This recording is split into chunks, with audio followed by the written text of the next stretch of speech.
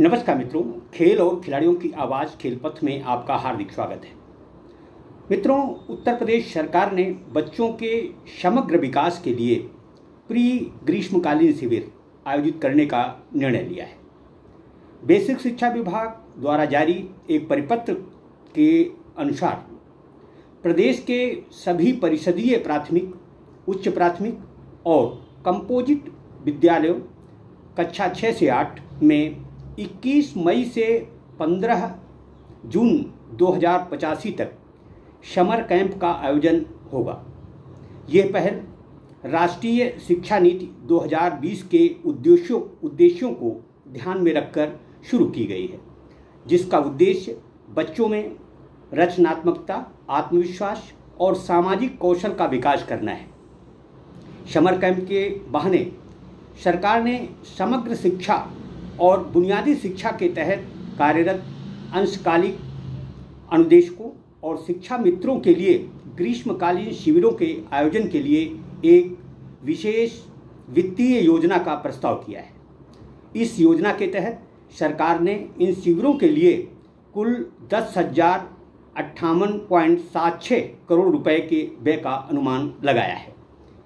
इस योजना के तहत सरकार ने 1,42,929 शिक्षा मित्रों के लिए 8,575.74 करोड़ रुपए के व्यय का प्रस्ताव किया है। प्रत्येक शिक्षा मित्र को मासिक मानदेय के रूप में 10,000 रुपये मिलते हैं। समर कैंप में सेवा देने पर उन्हें 6,000 रुपये की अतिरिक्त प्रोत्साहन राशि भी सरकार प्रदान करेगी।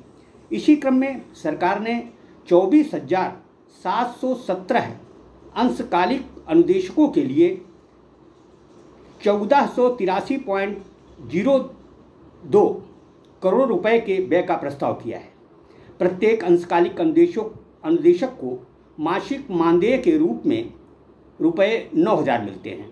समर कैंप में सेवा देने पर उन्हें 6,000 रुपये की अतिरिक्त प्रोत्साहन राशि मुहैया कराई जाएगी। समर कैंप प्रतिदिन प्रातः 7:30 से 10:30 बजे तक आयोजित किए जाएंगे, जिसमें 3 घंटे की अवधि होगी। इस दौरान योग, खेल, सांस्कृतिक गतिविधियां, डिजिटल कौशल, पर्यावरण संरक्षण और विज्ञान आधारित प्रयोग जैसे रोचक कार्यक्रम शामिल होंगे। कैंप में बच्चों के लिए पूरक पोषण जैसे गुड़, सेवई, लड्डू आदि की व्यवस्था भी की जाएगी, जिसके लिए मध्याह्न भोजन प्राधिकरण द्वारा दिशा निर्देश जारी किए जा रहे हैं।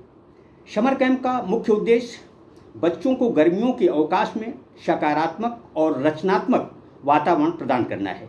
इसके लिए 3 सप्ताह की सुझावात्मक गतिविधियों की योजना बनाई गई है, जिसमें पहले सप्ताह में योग, सांस्कृतिक प्रदर्शन और डिजिटल कौशल के सिखाए जाएंगे। इसी तरह से दूसरे सप्ताह में छात्र छात्राओं को पर्यावरण संरक्षण, विज्ञान प्रयोग और हस्तशिल्प तथा तीसरे सप्ताह में राष्ट्रीय एकता, जल संरक्षण और नाटक शामिल होंगे। प्रत्येक गतिविधि बच्चों की आयु और रुचि के अनुसार डिजाइन की जाएगी ताकि सभी को समान अवसर मिल सके। समर कैंप के संचालन के लिए अनुदेशकों और शिक्षा मित्रों को रुपये 6,000 का मानदेय अतिरिक्त दिया जाएगा। इसके अलावा विद्यालयों को स्टेशनरी आदि के लिए रुपये 2,000 की धनराशि समग्र शिक्षा के तहत उपलब्ध कराई जाएगी। स्थानीय स्वयंसेवी संगठनों और समुदाय के विशेषज्ञों का सहयोग भी इन समर कैंपों में लिया जा सकता है। अभिभावकों को बच्चों के साथ घर पर गतिविधियों पर चर्चा करने के लिए प्रेरित किया जाएगा ताकि बच्चों और अभिभावकों के बीच भावनात्मक बंधन मजबूत हो सके।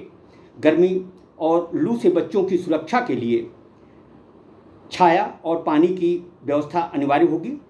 कैंप की प्रगति फोटो के माध्यम से दस्तावेजीकरण तथा शिक्षा मित्रों और अनुदेशकों की उपस्थिति का प्रमाणीकरण 20 जून 2085 तक जिला बेसिक शिक्षा अधिकारी करेंगे।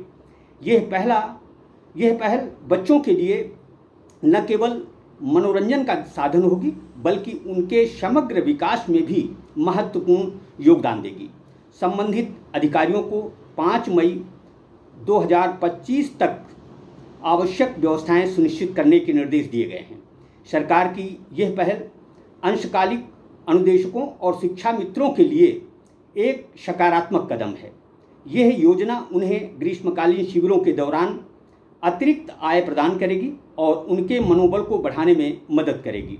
यह योजना समग्र शिक्षा और बुनियादी शिक्षा के तहत कार्यरत अंशकालिक अनुदेशकों और शिक्षा मित्रों के लिए लागू है। अब देखना है यह है कि सरकार शिक्षा मित्रों और अनुदेशकों के खुशहाल जीवन के लिए और क्या करती है। यह काम दरअसल करना सरकार के लिए जहां ज़रूरी है, वहीं शिक्षा मित्रों और अनुदेशकों के सुखद भविष्य के लिए सरकार की कुछ अच्छी पहल होना भी बहुत ज़रूरी है। जय हिंद, जय भारत।